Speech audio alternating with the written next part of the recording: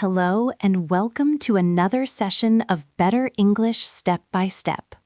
I am so glad you have decided to join us today for this long, calm study session. This is a space where you can let go of the stress of fast-paced learning and really focus on the small, beautiful details of the English language. Today, we are looking at something that many students find very frustrating. It is the gap between knowing a word and actually hearing it in a conversation. Have you ever felt that way? You sit down to watch a movie or listen to a conversation, and you know you have studied the vocabulary, but it all sounds like one long, fast, messy word. It is a very common feeling, Anna. I hear it from students all the time. They say they feel like they are failing, but they aren't failing at all. They just haven't been taught the glue of the language. When native speakers talk, we don't say every word separately like we are reading a list. We connect them, we slide them together, we take shortcuts. And that is what we are going to master today. We are going to take those phrases you have been learning and look at the connected speech, the secret rhythm that makes English sound natural. Before we dive into our first set of patterns, I want to invite you to subscribe to this channel if you haven't already.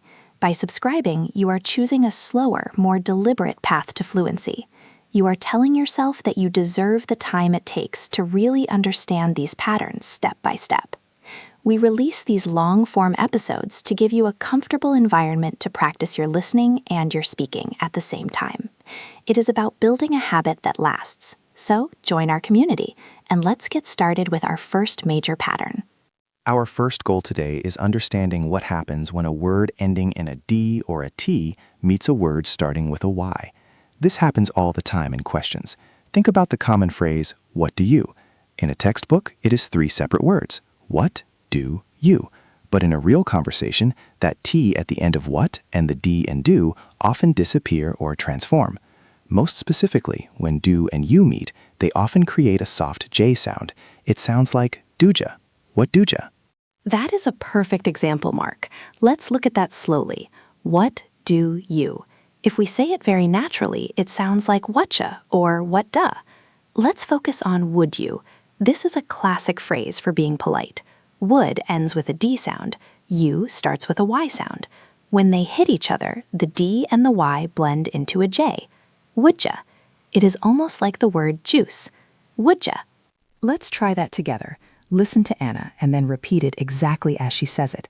I will give you a moment to speak out loud after she finishes. Would you? Would you? Woulja. Now let's put it into a full sentence. Would you like a coffee? Listen to how the would and the you become one unit. Woulja. Would you like a coffee? Would you like a coffee? Now you try it at home. Don't worry about being perfect. Just try to feel that J sound where the D and the Y meet. Would you like a coffee? You can hear how much smoother that sounds. If you say, would you like a coffee, it sounds a bit like a robot. But would you like a coffee flows. It moves like a river. Let's try another one with the D and Y blend. How about could you? It's the same rule. The D at the end of could meets the Y at the beginning of you. Could ya? Could ya? Could you help me for a second? Could you help me for a second? Notice how I'm not saying, could you help me? It's all connected. Could you help me for a second? Try that now. Focus on the could ya. That sounds great. This pattern doesn't just happen with D, though. It also happens with T. When a word ends in a T and the next word is you, it often makes a CH sound, like in the word chips or chocolate. Think about the phrase, want you. I want you to know. In natural speech, that T and Y become wantcha, wantcha. I want you to know. It's very common in songs and movies. I want you to stay. Let's practice that. Listen to the CH sound. Wantcha. I want you to stay. Let's try one more that people hear all the time. Meet you. I'll meet you there. The T in meet and the Y in you create that CH sound again. Meetcha. Meetcha. I'll meet you at the station. I'll meet you at the station. Try saying that out loud. Feel your tongue hitting the roof of your mouth for that CH sound. Meetcha. I'll meet you at the station. This is a great start. The takeaway here is that you don't need to pronounce every letter. When you see a D or a T followed by a U, look for that J or CH sound. It will make your listening much sharper because you'll start to recognize these blends in the movies you watch. Now let's move on to our second section. This one is very important because it involves one of the most common letters in English that often goes missing in action, the letter H. In English, we have many small pronouns that start with H: him, her, his, he. When these words are not the most important word in a sentence, we often drop the H entirely and connect the previous word directly to the vowel. This is why it's so hard to understand when someone says, "I told him." If you are waiting to hear the H in him, you will be waiting forever. A native speaker will say, "I told him." The D at the end of told jumps right on to the IM. Told him. Told him. I told him.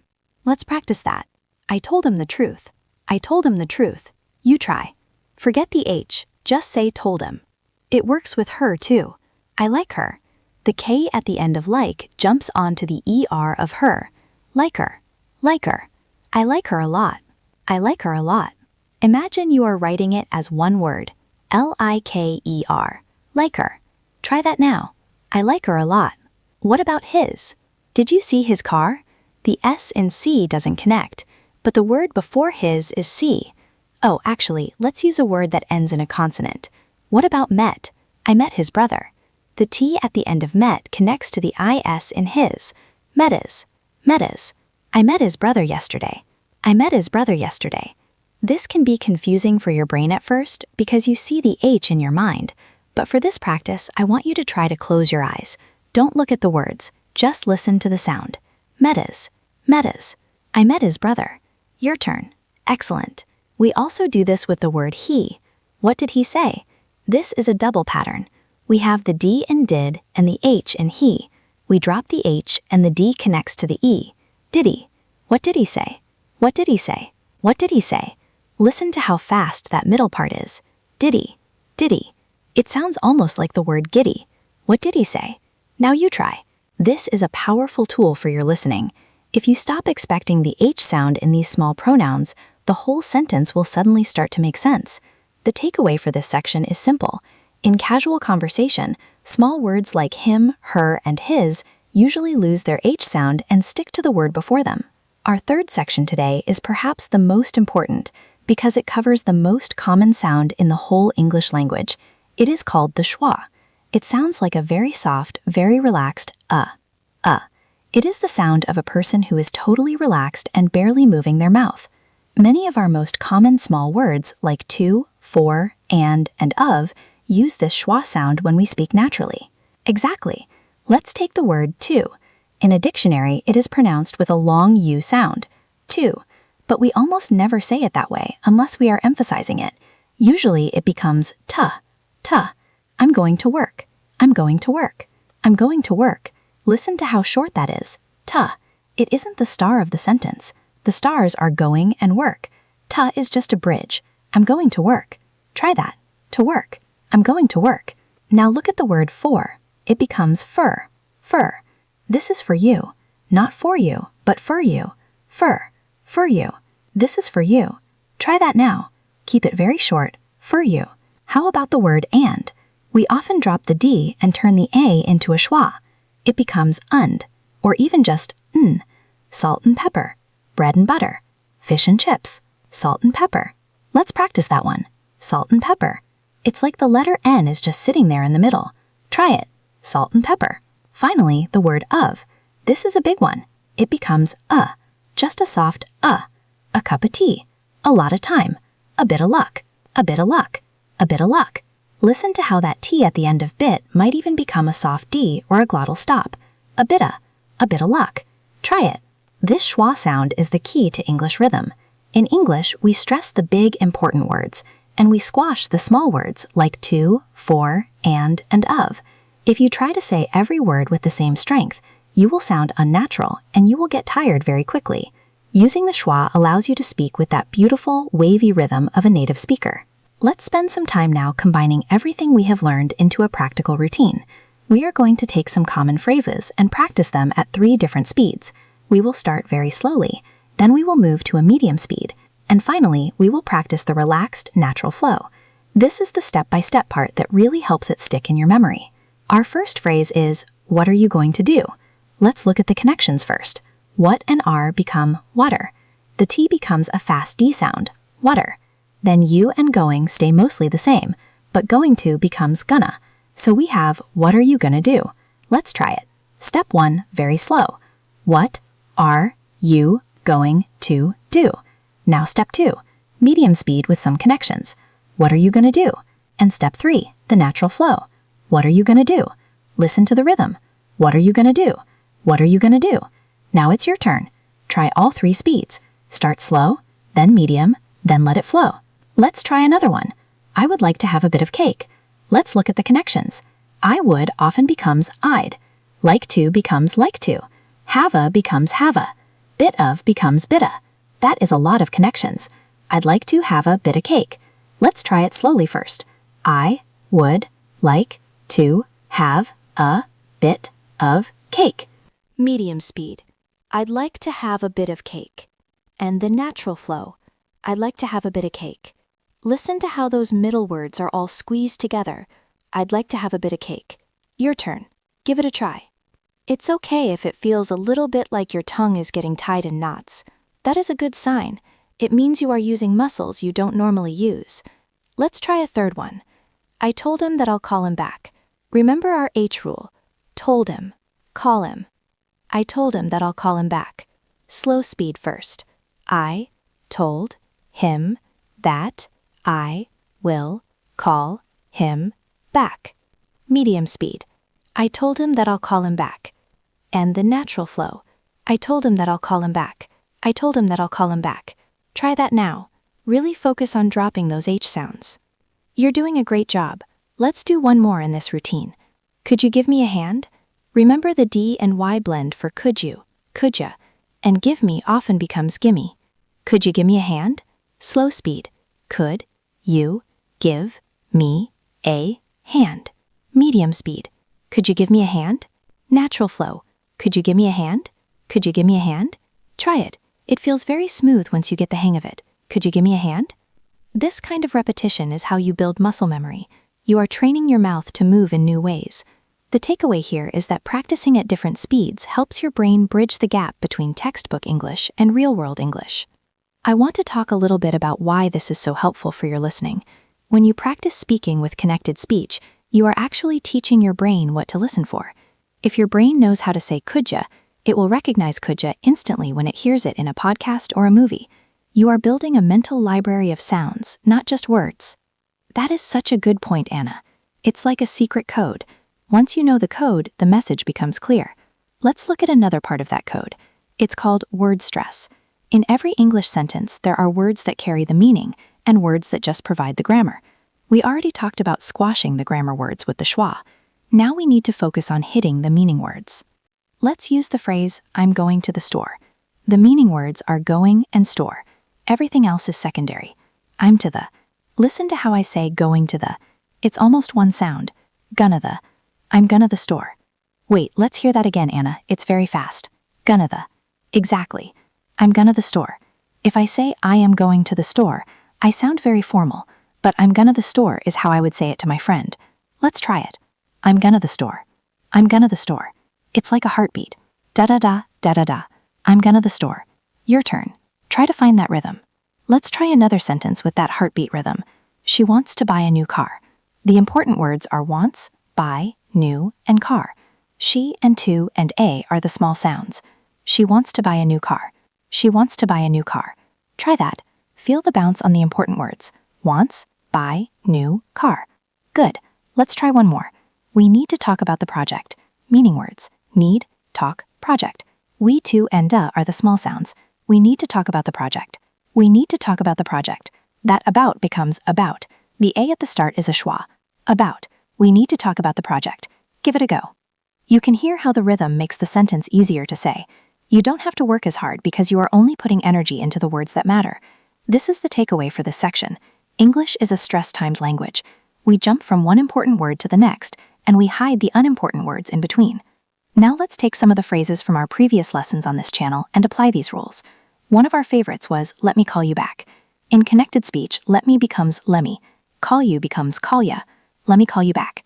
Let me call you back. It sounds very casual and very kind. Let me call you back. Let's practice that. Let me call ya back. Let me call you back. Another one was, what are you up to? What are becomes what are. Up to becomes up to. What are you up to? What are you up to? It's a very common way to ask what someone is doing. What are you up to? Try that one. How about I don't know? This is a very famous one. In the most relaxed form, the T and the N and the D all start to blend. Some people say, I don't know, I don't know. It's almost like a hum, I don't know. You don't have to say it that way, but you definitely need to be able to hear it. I don't know. Let's practice the slightly clearer version first. I don't know. Now the connected version. I don't know. And the very relaxed version. I don't know. Try them all. This shows you that there are levels to connected speech. You can choose how much you want to use it when you speak, but the more you understand it, the more you will understand other people. Let's do a set of exercises now that I called the bridge builder. We are going to take two simple phrases and join them together using the rules we've learned. Our first pair is, I have to go, and I will see you later. Okay, let's connect them. I have to becomes I have to. Remember, the V in have often sounds like an F when it's followed by to. Have to. And I will see you later becomes I'll see you later. So the whole thing is, I have to go and I'll see you later. I have to go and I'll see you later. That sounds so natural. Let's break it down. I have to go. Nah. I'll see you later. Now let's try to say it as one long thought. I have to go and I'll see you later. Your turn. Let's try another bridge. How are you and what have you been up to? How are you becomes how are ya? What have you becomes what of ya or whatcha. Let's go with what of ya. How are ya and what have you been up to? That is a lot of connections. Let's do it slowly. How are ya? Nah. What of ya? Been. Up to. How are ya and what have you been up to? It sounds like a lot, but if you listen to the rhythm, it makes sense. How are ya and what have you been up to? Give it a try. This is real conversation. One more bridge. I'm sorry, but I can't do it. I'm sorry becomes I'm sorry. But I becomes but I. The T in but becomes a soft D because it's between two vowels. But I'm sorry, but I can't do it. I'm sorry, but I can't do it. The T in can't is often held, so it's a short stop. I'm sorry, but I can't do it. Try it. This bridge building exercise is so useful because it stops you from thinking in single words and starts you thinking in phrases. The takeaway here is to look for the bridges. When you have two thoughts, how can you glue them together? We have covered a lot of ground today. We've looked at the J and che blends, the missing H, the schwa sound, and the heartbeat rhythm of English. I hope you are starting to feel that this isn't just about speed, it's about connection.